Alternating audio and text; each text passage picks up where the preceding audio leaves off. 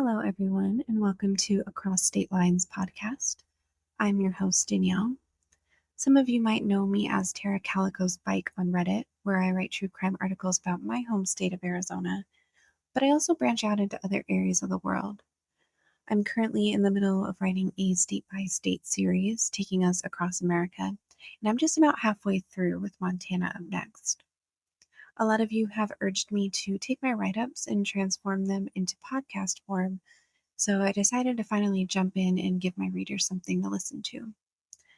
I will be recording a new case every week, whether solved or unsolved, and I hope you'll follow along with me and tune in each week. It might be a bit bumpy as I find my voice and learn how to podcast and edit, but I appreciate your patience and I'm really excited to try my hand at something new, while also shining a light on some little-known cases and victims who deserve to have their stories told. For my first episode, I'll be taking us back to my home state of Arizona and discussing the case of the Bumble Bee Murders. Brandon Keith Rumbaugh was born on May 7, 1983, to his parents Desiree and Robert Rumbaugh in Phoenix, Arizona. He was described as goofy and fun-loving and extremely passionate about his hobbies. In 2001, Brandon graduated from Coronado High School in Scottsdale, Arizona, and after his graduation, he entered into the Marine Corps for a brief period of time. After leaving the Marines, Brandon enrolled into Arizona State University, located in Tempe, Arizona, and on the side, he worked as a personal trainer at Fitness Works Gym in Mesa. Brandon was very passionate about fitness, but he also had a softer, more artistic side to him. He was described as a lover of the arts and music. Brandon played the drums in a local band, he danced in stage productions, and he even dabbled in painting and sculpting. Once he was done with his schooling, Brandon had a dream to open his own gym and train others in hopes of teaching his clients how to live a healthy and active lifestyle.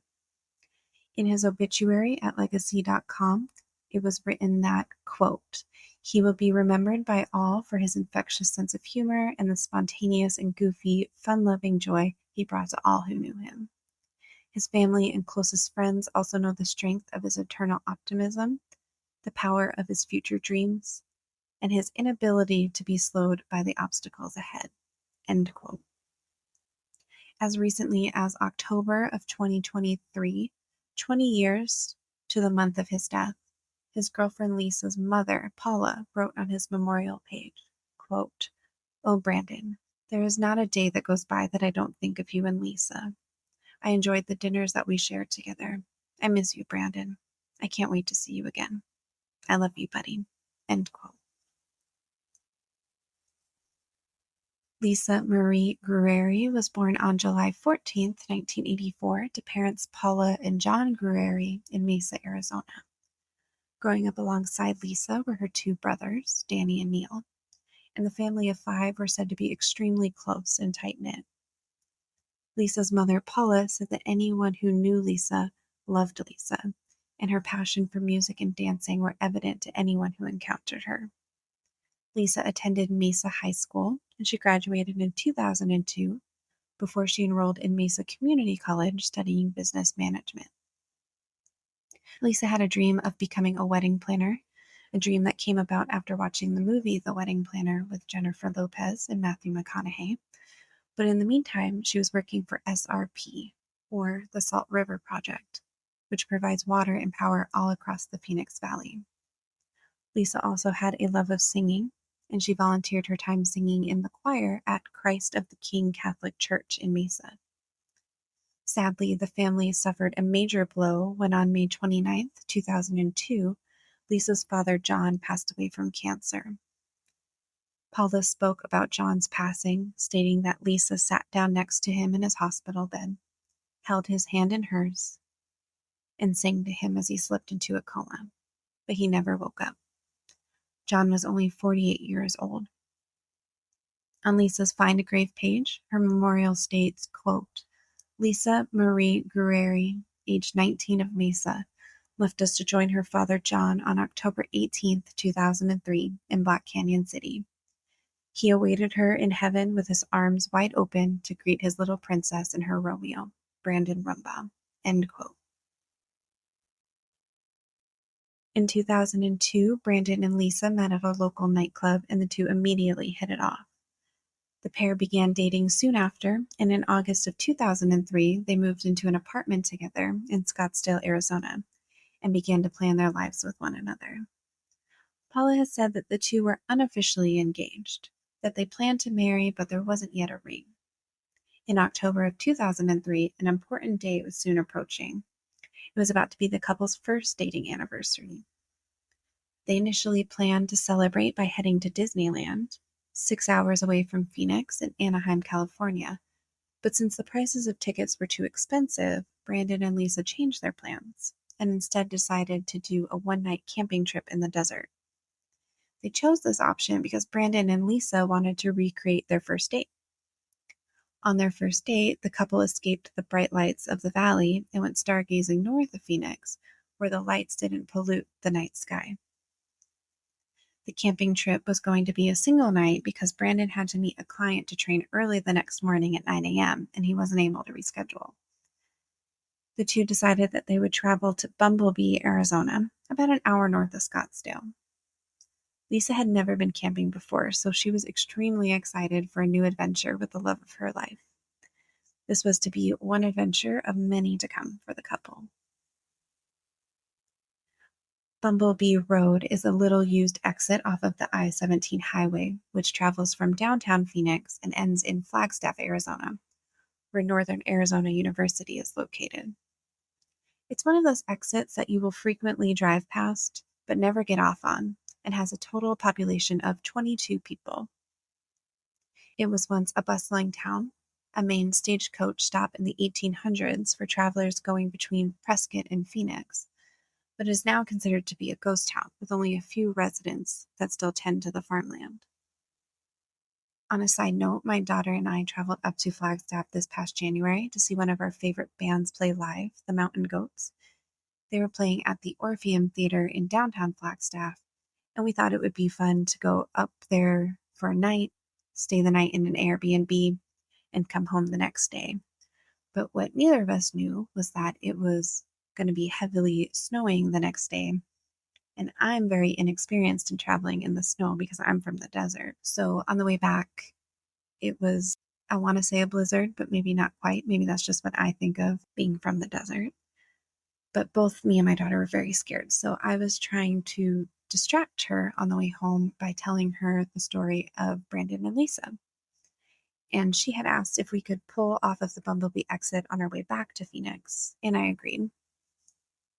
We got off on the exit, and we drove down the paved road, and about a mile in, you hit a dirt road that takes you the rest of the way to Bumble Bee. Once you hit the dirt road, off to the right, you'll see a bunch of rocks, and they're all graffitied and spray painted.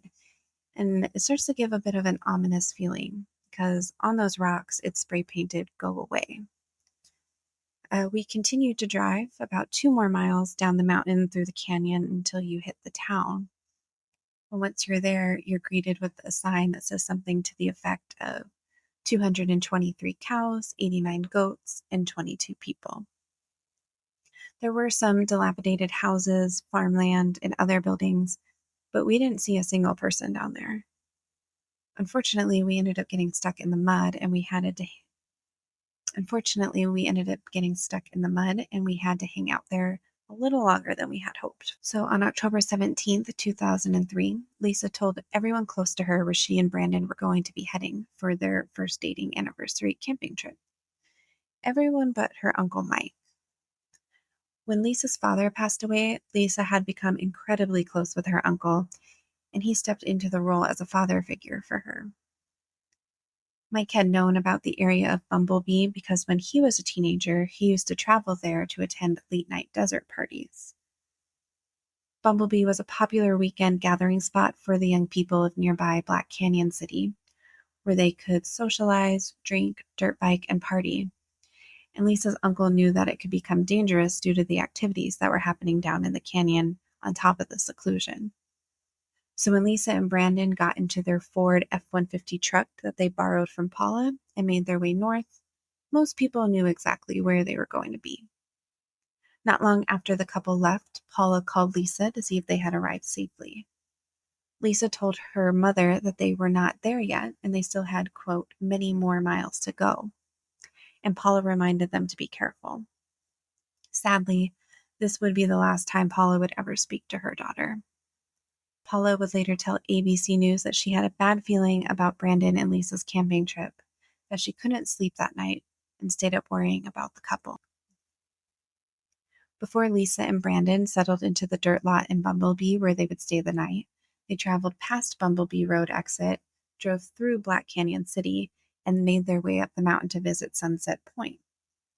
Sunset Point is a popular stop-off for many traveling on the I-17 highway, not only because it's a rest stop that has restrooms and vending machines, but also because to the west there are vast mountain ranges that the sun will settle between as the evening approaches. The view is beautiful, and many cars will stop at dusk before heading to their final destinations to watch the sunset. Despite the beauty of Sunset Point, it is home to another unsettling mystery, the case of Patsy Ann Ravens, which I will cover in a future episode. Brandon and Lisa left Sunset Point and took the long, winding road into Bumble Bee, where they parked their truck in the dirt lot for the evening. The next morning, Brandon didn't show up for his scheduled 9 a.m. training session, and Lisa hadn't checked in with her family to let them know she and Brandon had made it home safely. After a few hours of trying to call the couple on their cell phones, friends and family began to worry. After a few more hours without word from Brandon and Lisa, that worry grew into outright panic. The families coordinated with the couple's closest friends, and it was decided that a few family members, along with Brandon's 3 best friends, would hop into their cars and make the 1-hour trip to Bumble Bee and the surrounding areas to see if they could figure out what was going on and search for Brandon and Lisa. At 3:30 in the afternoon on October 18th, the 3 of Brandon's friends came upon the Ford F-150 in a dirt lot off of Bumble Bee Road, just as Brandon and Lisa had told their families. Upon walking to the vehicle, the trio found both Brandon and Lisa still in their sleeping bags in the bed of the truck. Initially, the friends assumed the couple might have been sleeping. Maybe they had stayed up all night and accidentally slept in, but it didn't take long for them to realize that something was seriously wrong.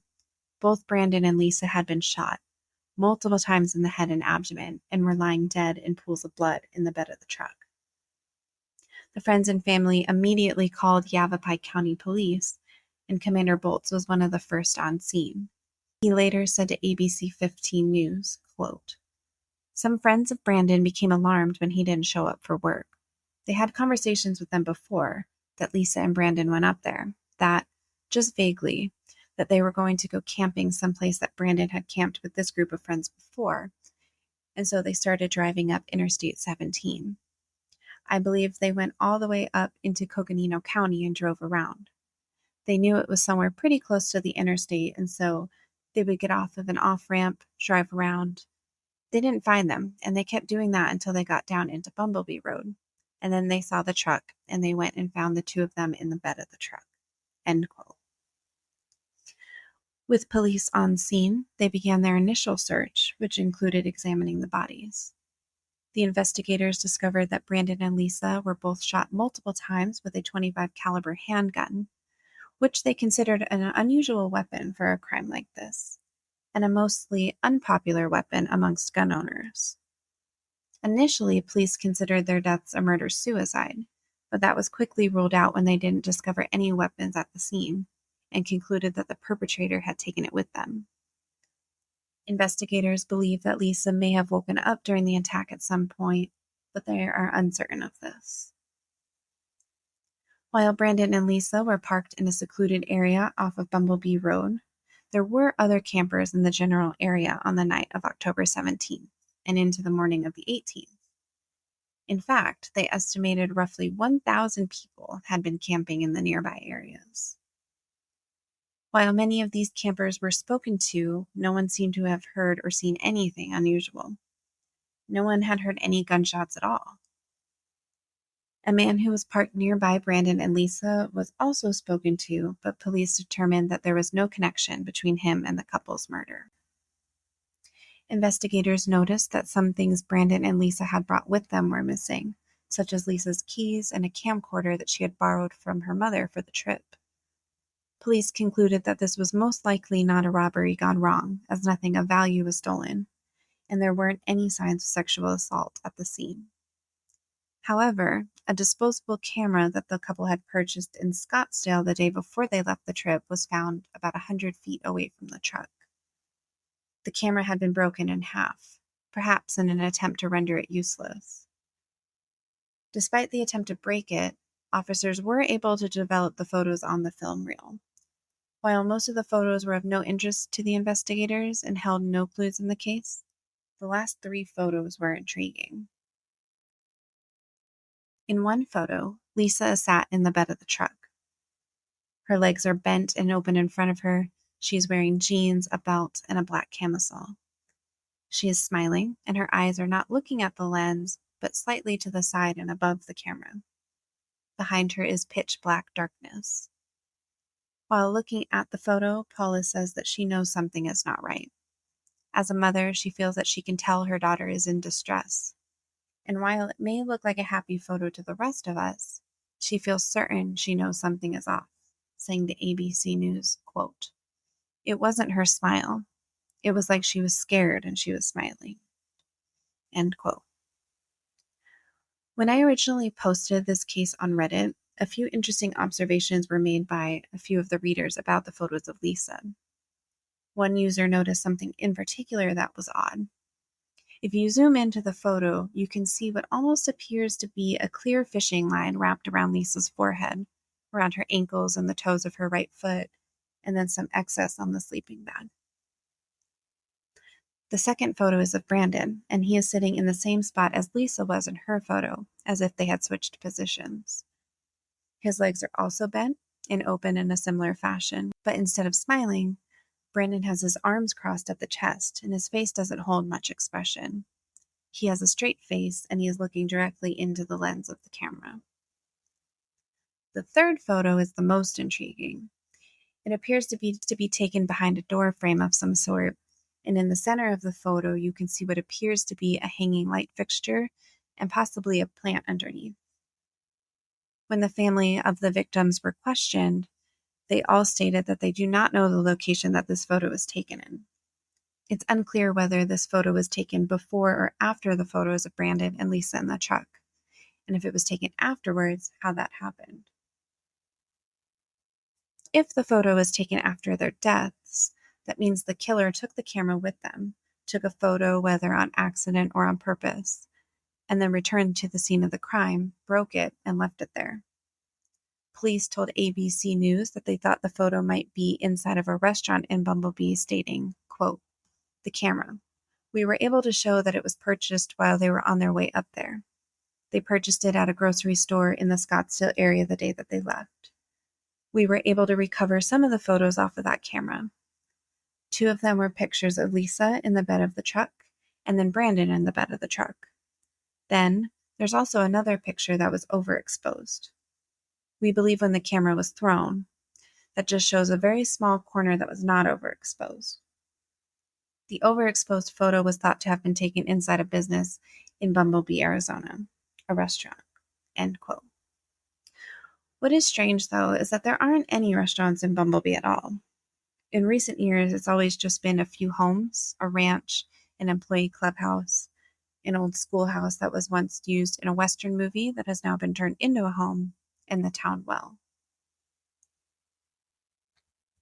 Some suspects emerged throughout the investigation into the murders. A man in Brandon's apartment complex at 7791 East Osborne Road was considered because Brandon and the man had gotten into an argument soon before Brandon and Lisa left for their trip to Bumble Bee. A day before the trip, Brandon and this man were seen by other residents at the apartment complex at about 10 p.m. arguing outside, but the reason for this fight was unknown. It seems that police do not even know who this man is, as they released a description of him to the public. He was described as white, husky, tall, about 40 years old, and dressed in a white shirt and blue jeans. It is unclear if this man even lived in the apartment complex or if he was just there visiting. Police wondered if this man could have followed Brandon and Lisa out to the area that they were camping in on October 17th. Lisa's uncle Mike came forward and stated that one of Brandon's friends, one of the three that had found the bodies on the afternoon of October 18th, had strong romantic feelings for Lisa, and the family began to suspect him in the murders. The Guerrieri family strongly believes that all three men were involved in the killings. Police questioned the man who had feelings for Lisa, and during questioning he agreed to a polygraph test, which he did pass. Once the man was questioned, he quickly moved away from Phoenix and has never returned to the valley. Authorities noticed similarities between Brandon and Lisa's murder with another unsolved case that happened 10 months after the Bumble Bee murders, but they are unsure if the two murders are connected. On August 29, 2004, 44-year-old Esteban Milan Montano was camping in the western slopes of the Santa Clarita Mountains near Tucson in hopes of hunting deer. When he didn't return to his home 2 days later, one of his 5 children drove to the campsite only to find that his father was lying dead a bit away from his camp. Another campsite had been set up nearby and seemed to have been quickly abandoned, and the police believe that this campsite was that of Montano's killers. The killers had left behind a new tent that had been purchased in Tucson, a broken lawn chair, rifle ammunition, food, coolers, and personal items, including clothing and boots, and authorities believed that 3 people had been involved in the killing. It had appeared to authorities that a shootout had taken place and that Montano had injured one of the assailants before being fatally shot. Police also noted that the area was known for narcotics trading, and they believed that at the time of the murder, a narcotics drop was being conducted. While authorities were able to recover a full DNA sample from one of the killers and entered it into the CODA database, a match has never been made. The similarities of the 2 murders having been in remote mountainous areas and both having been committed with a gun made authorities wonder if there could have been a connection. But since both murders are unsolved, it is unclear if they have anything to do with one another. The case of Brandon and Lisa has never been solved 21 years later. Police have DNA recovered from an item left at the scene, possibly the camera or the bullet casings, but which item it is unknown to the public. Police hope that one day there will be a match to the DNA and that the murder will be solved. They urge the public still to this day to call in with any tips, no matter how insignificant they might seem. The families of Lisa and Brandon hope that one day they might receive answers about what happened to their loved ones, with Paula saying, quote, "It was hard. I lost my daughter and I lost my best friend at the same time." End quote. There are a handful of theories that circulate the internet about this case. One of the early theories was that one of Brandon's friends committed the murder, specifically one of the friends who had found the bodies. This friend, again, had strong romantic feelings for Lisa, and the family and investigators determined that this could have been the motive. Shortly after the murders, that friend packed up his home and left the state entirely. When police went to question him, his home was completely empty when the investigators entered it. Later, the same man was found. He was given a polygraph test and he passed and was cleared as a suspect. The lead detective on this case stated that he should not have been ruled out as a suspect based on the polygraph alone and would like to re-interview this man. However, it's unclear if authorities ever actually did re-interview him, but the family stands very firm on their belief that not only was this friend involved, but all 3 friends that found Brandon and Lisa had played a hand in their deaths. The second theory is that someone happened upon the truck and decided that they wanted to steal it. When they realized 2 people were sleeping in the back of the truck, they shot and killed Brandon and Lisa. A similar crime happened in Yuma, Arizona, 6 months after the Bumble Bee murders, where 2 men were shot and killed in their truck, and that truck was stolen. In this case, the killer had committed suicide, and they were not able to speak to him about the deaths of Brandon and Lisa, unfortunately. The theory about Brandon and Lisa being killed for their truck is a little shaky, as nothing of value was ever stolen, let alone the truck. The third theory is that the man seen arguing with Brandon the night before their trip was somehow involved in the murders.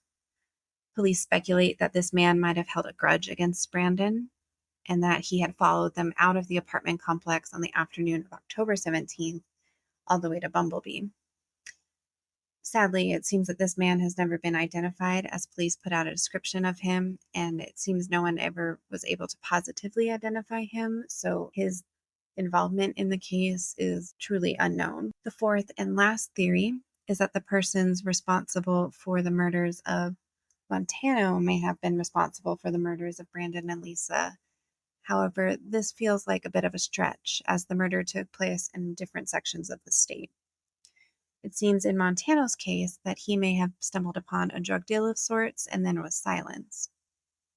We don't know what Brandon and Lisa might have witnessed in Bumble Bee, and since this area was secluded and known for parties and suspicious activities, they may have also witnessed something similar, but it seems unlikely that the persons who murdered Montano encountered a similar situation with Brandon and Lisa 10 months prior. There are similarities in the case. All victims were camping in secluded areas known for suspicious activities, and all had been shot with a gun, and both locations were in mountainous areas, but that seems to be where the similarities stop. Sadly, with all the theories surrounding the case, it doesn't seem like it's led anywhere, and it's more or less gone cold.